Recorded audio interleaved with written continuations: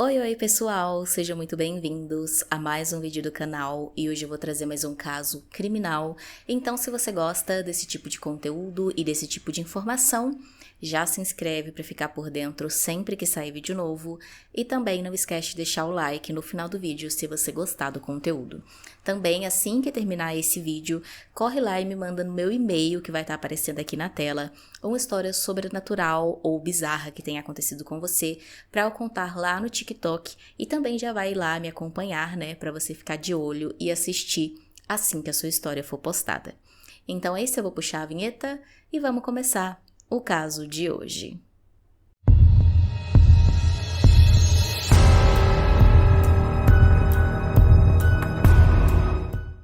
Fabiola Santos Correia tinha 12 anos na época do caso e morava em São Joaquim de Bicas, em Belo Horizonte, com a sua mãe Maria Aparecida e seu padrasto José Viana. Ela foi descrita como uma menina muito tranquila, que nunca deu muito trabalho para sua mãe. Ela gostava muito de frequentar a escola e estudar, também gostava muito de fazer amigos, era uma menina super sociável e ela estava sempre ali, né, junto com seus amigos e seus familiares. No dia 26 de maio de 2012, então, a Fabiola foi convidada por outras duas amigas, uma de 12 e outra de 13 anos, para irem juntas assistir a um jogo de futebol que teria ali em um campo da região. Essas amigas eram as melhores amigas da Fabiola, elas estavam sempre ali na casa da Fabiola, a Fabiola também sempre ia na casa delas, passavam ali o dia juntas, brincavam, conversavam. Então, né, a mãe da Fabiola não viu nada demais nisso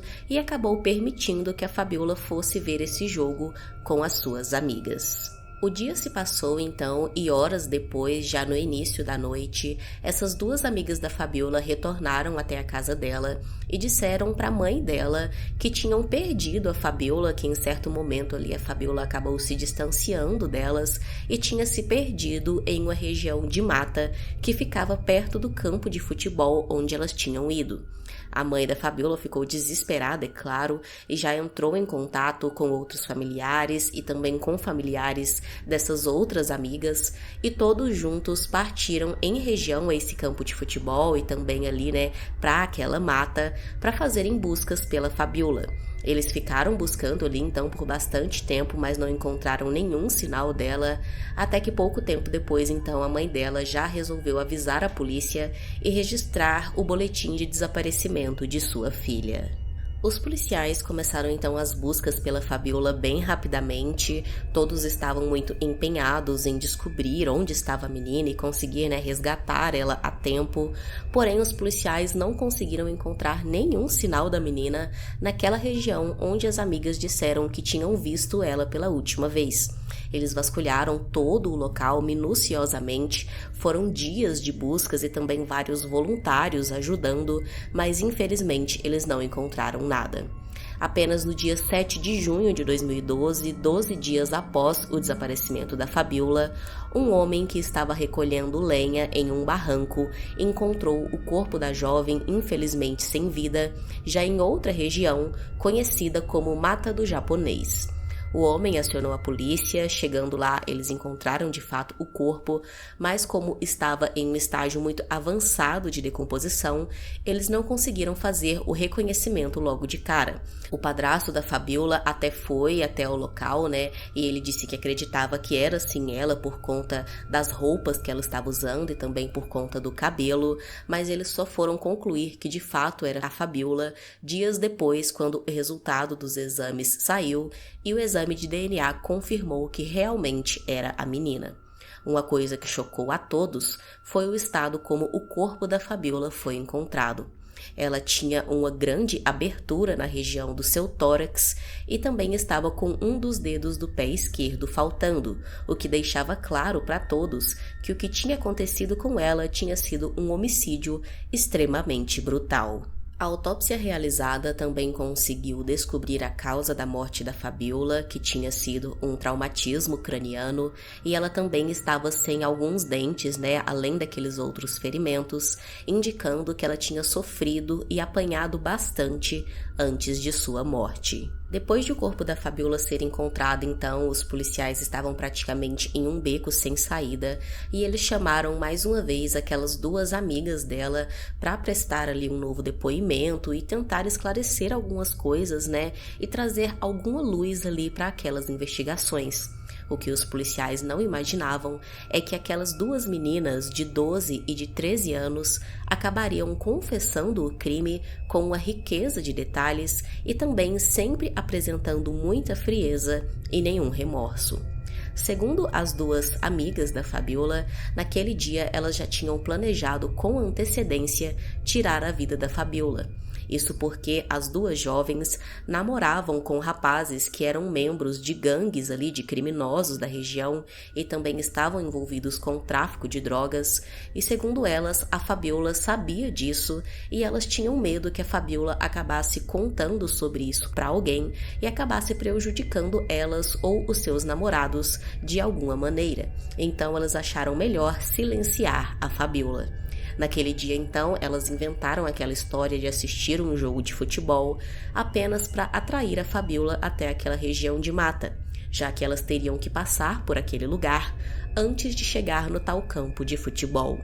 Chegando naquela região de mata, então, uma das meninas acabou aplicando um golpe mata-leão na Fabiola, imobilizando ela, e pegou então uma faca que tinha levado consigo e começou a ameaçar a Fabiola colocando aquela faca em seu pescoço.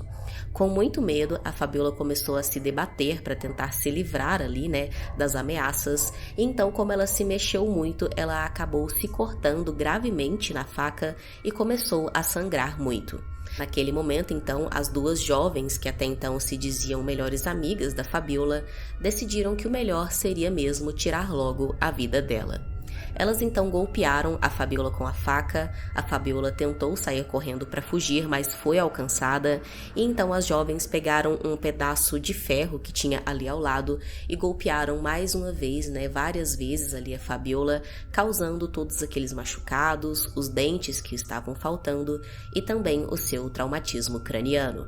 Depois disso, as duas abriram ali com aquela faca o peito da Fabiola, retiraram o seu coração e também cortaram aquele dedo do pé dela que estava faltando, embrulharam em folhas de papel e também em sacos plásticos e foram embora. Chegando em casa, elas ainda pediram para o irmão de uma delas, um menino de apenas 8 anos, enterrar ali aqueles sacos com essas partes do corpo da Fabiola no quintal para esconder, né, aquelas partes, mas depois elas acabaram mudando de ideia, desenterraram tudo aquilo e jogaram no rio Paraopebas para garantir que nunca fosse encontrado. Depois, elas ainda tiraram as roupas completamente sujas de sangue que elas estavam usando no momento do crime e queimaram para se livrar de vez de qualquer evidência. Quando questionadas por que elas levaram aquelas partes do corpo da Fabiola com elas, elas disseram ali algumas declarações meio estranhas. Elas falaram que tinham a intenção de mostrar aquilo para as suas mães, dizendo, né, que elas estavam sendo ameaçadas por um traficante de drogas e que tinham tirado a vida dele. Não fica claro se de fato elas chegaram, né, a mostrar essas partes para as mães, ao que tudo indica não, até porque elas mesmas disseram, né, que primeiro elas enterraram e depois resolveram jogar no rio. Como eu disse antes, durante os depoimentos, as duas meninas pareciam bem confortáveis enquanto contavam esse crime horrendo que elas tinham feito com uma pessoa que elas diziam ser melhores amigas, e elas até mesmo riram da situação e tiraram sarro de tudo, parecendo que não estavam se importando nem um pouco ou talvez não tinham ciência da gravidade do que elas tinham acabado de confessar. As duas foram então automaticamente detidas para aguardar o processo e depois elas foram consideradas culpadas e encaminhadas ao Centro São Jerônimo para medidas socioeducativas por tempo indeterminado. A mãe dessas duas jovens, né, as mães delas, chegaram a dar declarações depois sobre o caso. Uma delas disse que chegou a passar muito mal quando descobriu ali o envolvimento da sua filha em tudo aquilo e a frieza dela, né, ao dizer o que tinha feito ali, ao confessar o crime, e ela chegou até mesmo a ter uma parada cardíaca de tão assustada que ela ficou com toda aquela situação. Felizmente, ela acabou sendo socorrida a tempo, foi levada ao hospital e conseguiu sobreviver sem grandes sequelas. Depois de um tempo, essa mesma mulher, a mãe de uma das meninas, também deu uma entrevista dizendo que ela ficou tão horrorizada com tudo aquilo, que ela não podia esperar aquilo da própria filha e que ela não queria mais saber nenhuma notícia da sua filha, não queria mais nenhum tipo de contato com ela e que desde então ela estava sofrendo muitas represálias, muitas pessoas estavam culpando ela por aquilo tudo, ela tinha inclusive tido a sua casa invadida e roubada por pessoas que culpavam ela, e ela deixou ali bem claro que ela não tinha nenhum envolvimento, que ela não sabia dos planos da sua filha, não sabia que a sua filha seria capaz de cometer um crime tão bárbaro assim, e ela também, estava horrorizada e, como eu disse antes, não queria mais nenhum tipo de contato com a sua filha criminosa. Até hoje, então, não se tem notícias sobre essas jovens, quanto tempo elas ficaram presas, se elas ainda estão, cumprindo essas medidas socioeducativas hoje, e também não tiveram ali os seus nomes divulgados por conta da sua idade. Provavelmente elas já devem estar em liberdade, afinal de contas tudo aconteceu em 2012, já tem mais de 10 anos, e nós sabemos infelizmente que no Brasil, mesmo que um menor cometa um crime assim tão grave como esse, quase sempre eles permanecem apenas 3 anos ali, cumprindo essas medidas socioeducativas. Então, o que provavelmente aconteceu é que essas duas jovens cumpriram aí esses 3 anos no Centro São Jerônimo e depois ganharam novas identidades e já devem estar em liberdade. Na época do caso, foram levantadas muitas especulações pela população, várias notícias saíram dizendo que a Fabiola, na verdade, também tinha envolvimento com essas gangues e esses criminosos e esse tráfico de drogas aí, que as amigas dela também estavam envolvidas e que por isso, ela acabou sendo vítima desse crime, mas tanto a família da Fabiola quanto outras notícias também dizem que não, que ela nunca teve nenhum envolvimento com nada disso, que ela nem mesmo sabia, do envolvimento das suas amigas em tudo isso, e que quando ela de fato descobriu sobre tudo isso, isso foi o que motivou as meninas a tirarem a vida dela. Até porque as próprias meninas disseram isso, em sua confissão, que elas namoravam com esses rapazes aí que estavam envolvidos nessas atividades e que quando a Fabiola descobriu, elas pensaram que ela sabia demais e que era melhor que ela fosse silenciada. Deixe aqui nos comentários qual a sua opinião sobre esse caso, se você já conhecia e se não, se achou interessante conhecer. Também deixe aqui usando a hashtag sugestão um caso que você acha que seria interessante eu trazer para o canal. Se inscreve se não for inscrito, deixa o like e é isso, até o próximo vídeo.